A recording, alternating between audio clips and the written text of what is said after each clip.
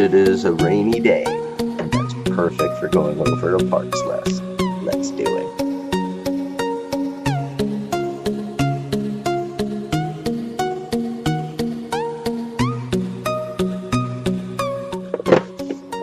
There's not actually a CPU in there. Picked this because, well, this was already looking like an i5 type of build, and then this came out, and I didn't care about i5s anymore in that price range. I cared about 180 for 4 cores, 8 threads, which is i7 stuff for i5 money, and a platform that's gonna guarantee me last 5 years according to AMD. Buying this for a 7-year-old, this is gonna last a long time, I think. Ahrix board, MATX form factor, mostly because we didn't need the second graphics card, and you know, it would have made things more crowded. We would have had to tuck it onto the one we have. Solid price at like 80 bucks. We picked it up at Micro Center when no one else had them. They held it for us. We took a fun little trip. She also got a mouse out of me somehow. We paid too much for a mouse. I don't know how that happened.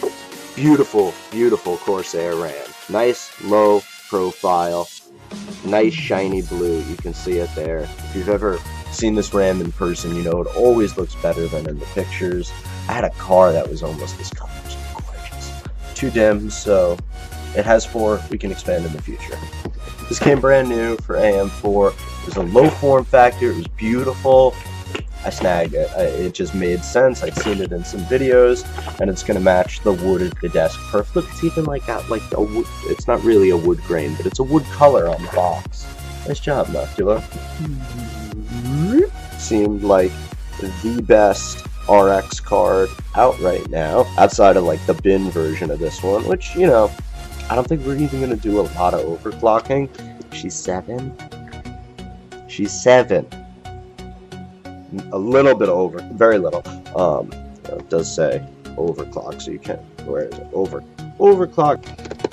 This card has a lot of power consumption, and that actually pushed us into our next product. This baby! Now, these are a tiny form factor. If you've never seen them before, you'll get to see just how small it is in the build. They're really nice. They have the full features of a full modular power supply. It is gold rated. Gold? Yeah, gold. Gold's really good. Great brand too. You know, they're a little on the expensive side, but it's because you're getting 600 watts in a super tiny package with full modularity, full features. This became necessary once we upped the power. I had an old 450 I was going to use, and it was just cutting it too close. That graphics card is hungry. Might not fit into most people's builds, but they are important to mine. This is a easy DIY extender, and this actually got some of the best reviews, better than the thermal takes and Leanne Lee ones, by the way. It's a pretty decent quality, and I've already booted up the system with it to test it, because I know these things can be really finicky. You can't treat it like a regular cable. You can't twist it around. It's a ribbon that has to be gently folded and left in place. So if you realize that, you probably have less issues. I've heard horror stories about things like this literally frying whole systems or frying cards or whatever. So keep in mind, it's not just a whittle cable you just smack in there. It's not a cable, it's a ribbon bringing many, many pins across a distance. So treat these with care. And the Wi-Fi card, which you'll see I made a small addition to. It came with a smaller bracket, a smaller one, and it needed to be even smaller, so I took it off. And now it's going to fit tightly in our build. And this is a, God, who makes this? Fenvi.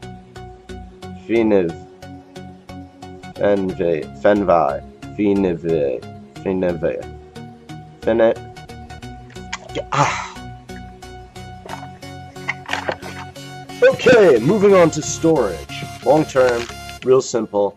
WD Blue, 1 terabyte. I recommend either this or a Barracuda. It doesn't matter as long as it's up to date and it's at least 1 terabyte. You got enough for storage for now. We went with this for the OS. I know I've been using these a lot, like overusing them, but look, it's an SSD in a metal package with decent stats. Not great, decent. For 50 bucks.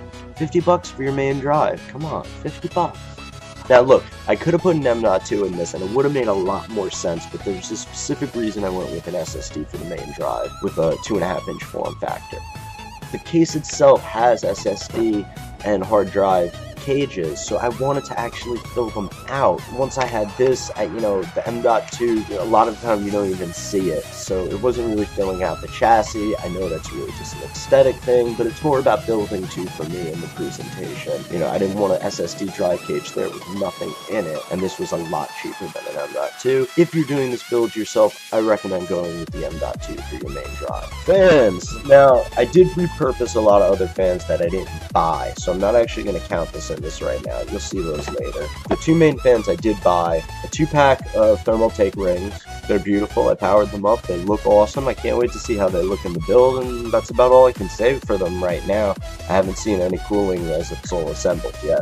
And these awesome little bitty, so adorable fractal 60mm fans. Since we're in the thin form factor, I wanted to still have exhaust right near the motherboard the way a regular computer would have it. So what I did was, I did 3 60mm fans rather than a single 120. We'll see how that goes. You know, my opinion is you don't need as much exhaust because you want to keep the positive airflow in the chassis, especially one like this that's under glass and you want to keep it dust free. So all our intakes are on a filter, and our exhausts are just 3 60mm fans, just like this one. And on the opposite side, we have a single, maybe 80mm or 92mm, just on the drive bay side, plus what's in the power supply. That's our exhaust, that's it.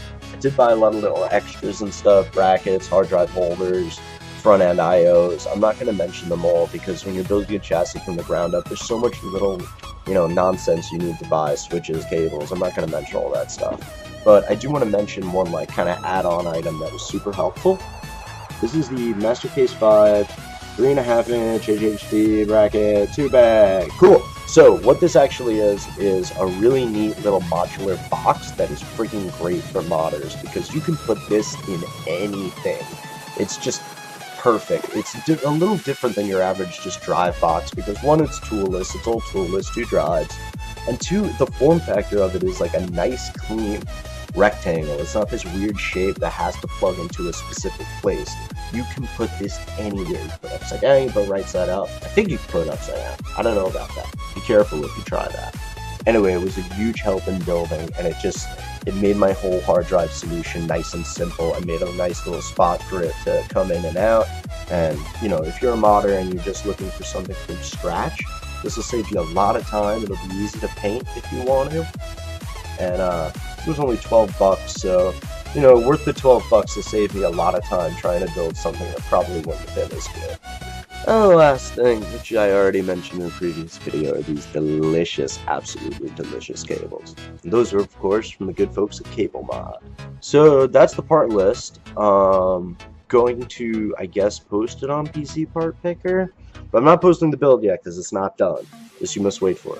Just like my daughter must be patient. She must finish all her chores before we put this thing together. I said, house can't be messy for you too. She was like, we will be doing name reveal and the PC build. This isn't actually part of the sequence. This is just the parts list video.